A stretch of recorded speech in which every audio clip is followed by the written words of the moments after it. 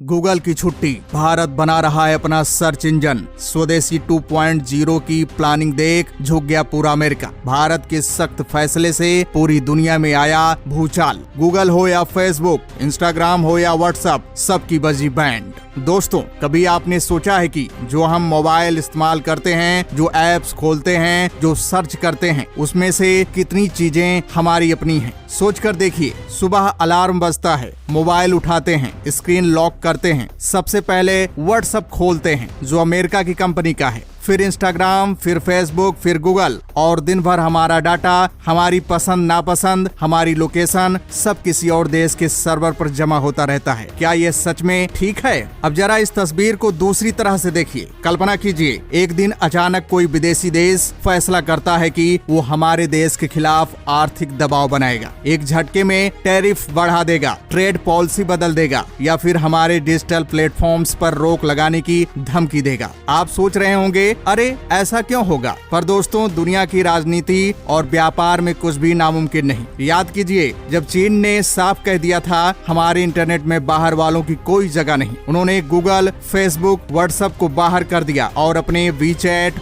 बायदू, Alibaba बना दिए। नतीजा, उनका सारा डेटा उनके पास है, उनकी कंपनियां दुनिया में सबसे ऊपर हैं और कोई विदेशी कंपनी उनके मार्केट में घुस भी नहीं पाती। अब सोचिए, क्या भारत भी ऐसा कर सकता है? अब सवाल यही है, क्या भारत अपना गूगल, अपना फेसबुक, अपना व्हाट्सएप बना सकता है? और अगर हाँ, तो कब और कैसे? दोस्तों, ये सवाल कोई किताब का हिस्सा नहीं, ये हमारे भविष्य की दिशा तय करने वाला सवाल है। और इसी सवाल के बीच में हाल ही में कुछ ऐसा हुआ है जिसने सबको हिला दिया है। अमेरिका, जिसे दुनिया की सबसे बड़ी आर्थिक और तकनीकी ताकत माना जाता है, उसने भारत के खिलाफ एक ऐसा कदम उठाया जिसे सीधा सीधा इकोनॉमिक अटैक कहा जा सकता है। और जवाब में हमारे प्रधानमंत्री ने जो मास्टर स्ट्रोक खेला, वो आने वाले 10 साल में भारत की तस्वीर बदल सकता है। अब दोस्तों, आप सोच रहे होंगे, क्या ये सच में इतना बड़ा मामला है? तो सुनिए, ये सिर्फ कोई न्यूज हेडलाइन नहीं है, ये एक गेम चेंजिंग मोमेंट है। एक ऐसा मोमेंट जो हमारी अर्थव्यवस्था, हमारी इंडस्ट्री और हमारे डिजिटल भविष्य सबको प्रभावित करेगा। देखिए, मामला सीधा है। अगर हम दूसरों के बनाए प्रोडक्ट्स और प्लेटफॉर्म्स इस्तेमाल करते रहेंगे तो हम हमेशा उनके इशारों पर नाचेंगे। हमारी कंपनियां, हमारे इंजीनियर्स, हमारी इनोवेशन सब उनके कंट्रोल में बंद कर रह जाएंगे। लेकिन अगर हमने अपनी ताकत पहचानी, अपनी टेक्नोलॉजी बनाई और अपने प्रोडक्ट्स को अपनाया, तो कोई ताकत हमें नहीं रोक पाएगी। और यही सोच है स्वदेशी 2.0 की। आपने स्वदेशी का नाम इतिहास में सुना होगा, जब गांधी जी ने विदेशी कपड़ों का बहिष्कार करके भारतीय खादी को अपनाने की अपील की थी। वो आंदोलन सिर्फ कपड़े तक सीमित नहीं था, वो एक मानसिक क्रांति थी। आज वही सोच डिजिटल और टेक्नोलॉजी की दुनिया में उतर रही है। सोचिए, अगर कल सुबह आप व्हाट्सएप की जगह एक इंडियन चैटिंग ऐप खोलें, गूगल की जगह भारतीय सर्च इंजन इस्तेमाल करें, फेसबुक की जगह भारत का अपना सोशल नेटवर्क चलाएं, तो क्या बदलेगा? दोस्तों, बदलेगा सिर्फ ऐप नहीं, बदलेगा पूरा खेल। पर इस खेल की शुरुआत कैसे हुई? कैसे अमेरिका का एक फैसला भारत के लिए एक चेतावनी बन गया, और कैसे इस चेतावनी ने हमारे देश में आत्मनिर्भरता की नई लहर पैदा कर दी? ये खबर यहीं से रोचक हो जाती है। कुछ हफ्ते पहले दुनिया के सबसे ताकतवर देश के राष्ट्रपति ने घोषणा की, एक ऐसी घोषणा जिसने हमारे व्यापारियों, हमारे एक्सपोर्ट्स और हमारे इंडस्ट्री को सोचने पर मजबूर कर दिया। उन्होंने कहा कि भारत से आने वाले प्रोडक्ट्स पर अब भारी भरकम टैरिफ लगेगा। इतना ही नहीं, उन्होंने तो हमें खुलेआम धमकी दे डाली, अगर हमने उनके कहे मुताबिक डील साइन नहीं की तो और भी सख्त कदम उठाए जाएंगे। अब सोचिए, ये सिर्फ व्यापार की लड़ाई नहीं है, ये एक पावर प्ले है। ये दिखाता है कि अगर हम किसी और पर ज्यादा निर्भर रहेंगे तो वो हमारे खिलाफ कभी भी अपने फायदे के लिए नियम बदल सकता है। पर दोस्तों, असली खबर तो यहीं से शुरू होती है, जब इस दबाव के जवाब में हमारे प्रधानमंत्री ने साफ कहा, अब वक्त आ गया है कि भारत सिर्फ बायर नहीं, मैन्युफैक्चरर भी बने। उन्होंने इसे एक गोल्डन चांस बताया, चांस अपने प्रोडक्ट्स बनाने का, चांस अपने लोगों को रोजगार देने का, और चांस विदेशी टेक्नोलॉजी की बेड़ियां तोड़ने का। यही है दोस्तों स्वदेशी 2.0 का असली मंत्र, made in India, made for the world. अब यहाँ मैं आपसे पूछना चाहता हूँ, क्या आपको लगता है कि भारत के पास वो काबिलियत है कि वो अपना गूगल बना सके? क्या हमारे इंजीनियर्स, हमारे स्टार्टअप्स, हमारे यूजर्स सब मिलकर एक ऐसा इकोसिस्टम बना सकते हैं जो दुनिया में छा जाए? ये सवाल सिर्फ टेक्नोलॉजी का नहीं है, ये सवाल गौरव, आत्मनिर्भरता और स्वाभिमान का है। दोस्तों, आगे वीडियो में मैं आपको वो पूरी तस्वीर दिखाने वाला हूँ। एक तरफ है आर्थिक दबाव और दूसरी तरफ है एक ऐसा भारत जो अपनी किस्मत खुद लिखने निकला है। मैं आपको ऐसे इशारे दूंगा जो साबित करेंगे कि यह सिर्फ कोई पॉलिसी चेंज नहीं बल्कि डिजिटल क्रांति का ट्रिगर हो सकता है। लेकिन उससे पहले आप खुद से एक सवाल पूछिए। जब भी आप कुछ खरीदते हैं, कोई ऐप डाउनलोड करते हैं या कोई सर्विस इस्तेमाल करते हैं, क्या आप सोचते हैं कि ये भारतीय है या विदेशी? अगर नहीं तो आज से सोचना शुरू कीजिए, क्योंकि आने वाला वक्त इसी सोच से बदलेगा। जो बातें आप सुनने वाले हैं वो सिर्फ सोच नहीं बदलेंगी, शायद आपका कल भी बदल देंगी। और हाँ, अगर आप सच में चाहते हैं कि भारत टेक और इंडस्ट्री में आत्मनिर्भर बने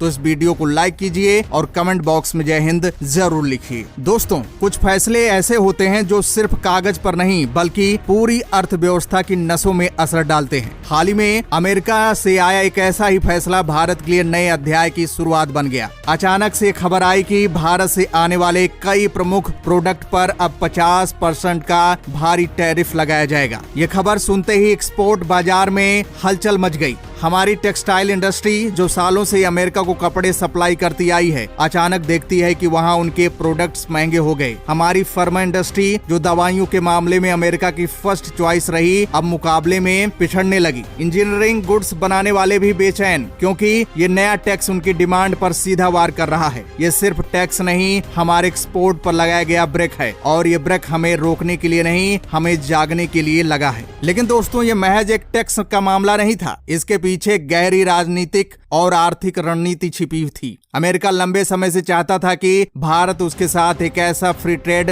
एग्रीमेंट करे जिसमें भारत अपने किसानों और छोटे बिजनेस को दी जाने वाली कई सरकारी सहायता खत्म कर दे। उनका मकसद साफ था, भारत के कृषि और घरेलू बाजार को विदेशी दिग्गज कंपनियों के लिए खोल देना। लेकिन भारत ने इस दबाव को मानने से साफ इनकार कर दिया। हमारी सरकार ने साफ कह दिया कि किसानों की सुरक्षा और छोटे व्यापारियों का हित किसी भी विदेशी दबाव से ऊपर है। यही इनकार इस आर्थिक हमले की असली वजह बना। टैरिफ की घोषणा के साथ ही एक तरह का संदेश भी भेजा गया कि अगर भारत उनकी शर्तें नहीं मानता तो वे हमारे लिए मुश्किलें खड़ी कर सकते हैं। लेकिन शायद उन्हें अंदाजा नहीं था कि भारत इस चुनौती को कमजोरी नहीं बल्कि अवसर में बदलेगा। यही वो पल था जब प्रधानमंत्री मोदी ने खुलकर कहा कि ये समय विदेशी निर्भरता से बाहर निकलने का है। उन्होंने इसे स्वदेशी का नया युग बताया, जिसे उन्होंने स्वदेशी 2.0 का नाम दिया। उनका संदेश सीधा था, अगर दुनिया अपने फायदे के बारे में सोच रही है तो भारत को भी अपने फायदे के लिए तैयार रहना होगा, और इसके लिए सबसे बड़ा हथियार है आत्मनिर्भरता। स्वदेशी 2.0 केवल विदेशी सामान का बहिष्कार करने का नारा नहीं है, ये मानसिकता बदलने का अभियान है। इसका मतलब है कि जब भी आप कोई प्रोडक्ट खरीदें या कोई सर्विस लें तो सबसे पहले ये सोचें कि क्या इसे किसी भारतीय ने बनाया है। इसमें सिर्फ कपड़े या मशीनें नहीं आती, बल्कि मोबाइल ऐप्स, वेबसाइट्स और डिजिटल सर्विसेज भी शामिल हैं। आज हमारी सबसे बड़ी कमजोरी यही है कि हम हर दिन जिन डिजिटल प्लेटफॉर्म्स का इस्तेमाल करते हैं उनमें से लगभग सभी विदेशी कंपनियों के हैं। सुबह व्हाट्सएप पर चैट करना, गूगल पर सर्च करना, इंस्टाग्राम पर स्क्रॉल करना, इन सब का मतलब है कि हम अपना डेटा विदेश भेज रहे हैं, और यही डेटा आज के समय में सोने से भी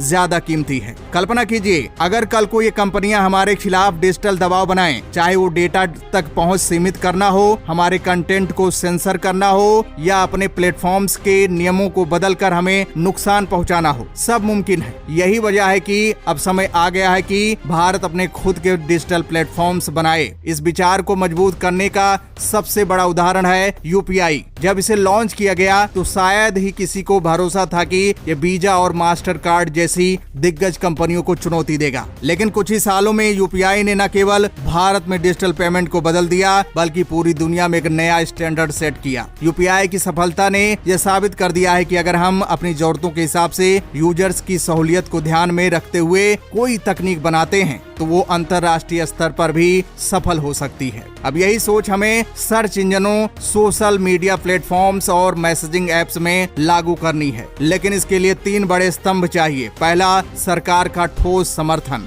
डेटा लोकलाइजेशन जैसे कानून लागू करके विदेशी कंपनियों को मजबूर करना होगा कि वे भारतीय डेटा को भारत में ही स्टोर करें। साथ ही स्टार्टअप्स को शुरुआती फंडिंग, टैक्स में राहत और रिसर्च के लिए अनुकूल माहौल देना होगा। दूसरा, प्राइवेट सेक्टर और स्टार्टअप्स की इनोवेशन। सिर्फ कॉपी पेस्ट से काम नहीं चलेगा, बल्कि हमें ऐसे प्रोडक्ट बनाने होंगे जो भारतीय यूजर्स की खास जरूरतों को पूरा करें। ऐसा सर्च इंजन जो हिंदी, तमिल, बंगाली, मराठी जैसी भाषाओं में बेहतरीन नतीजे दे, और ऐसा सोशल मीडिया जो भारतीय त्योहारों, संस्कृति और समाज की धड़कन को समझे। तीसरा और सबसे महत्वपूर्ण स्तंभ है जनता का भरोसा और सहयोग। जब भी कोई नया भारतीय ऐप या प्लेटफॉर्म आए, हमें उसे अपनाने का मौका देना होगा। ये समर्थन केवल दिवाली तक सीमित न होकर हर दिन का हिस्सा बनना चाहिए। ये रास्ता आसान नहीं है। गूगल और फेसबुक के पास अरबों डॉलर की फंडिंग, दुनिया का सबसे बेहतरीन टैलेंट और वर्षों का अनुभव है, लेकिन भारत के पास भी अपनी ताकतें हैं। लाखों आईटी प्रोफेशनल्स, तेजी से बढ़ता स्टार्टअप इकोसिस्टम और 140 करोड़ की आबादी का विशाल यूजर बेस। अगर ये तीनों ताकतें एकजुट हों